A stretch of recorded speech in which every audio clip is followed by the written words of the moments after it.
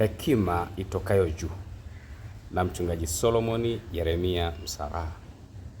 Ninakusalimu kwa furaha tele moyoni mwangu. Neno la hekima ya leo: weka mbali. Weka mbali nini?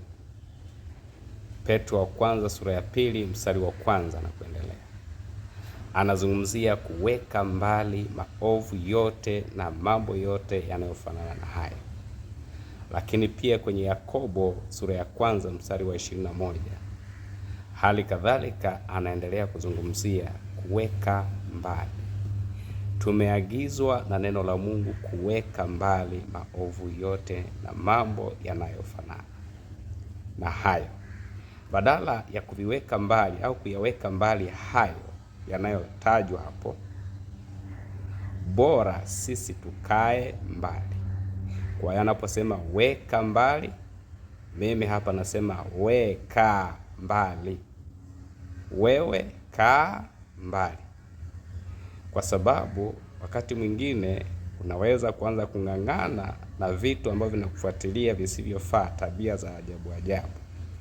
Kuziweka mbali au kuzitupilia mbali zinakuandama. Badala ya kufanya hivyo, basi fanya hivi: wewe kaa mbali. Maana yake wewe toka hapo. Badala ya kuvitoa hivyo vitu vilivyoko kwako vinavyokufuatilia, wewe toka hapo. Tumeambiwa tuweke mbali, lakini tunasema njia rahisi ni weka mbali. Jihadhari na ubaya wa kila namna. Kuyaepuka mabaya ni bora kuliko kuyakwepa. Katika maisha, kwenye sehemu yoyote ya hatari, usijiamini kupita kawaida. Ukijiamini kupitiliza, utapitiliza.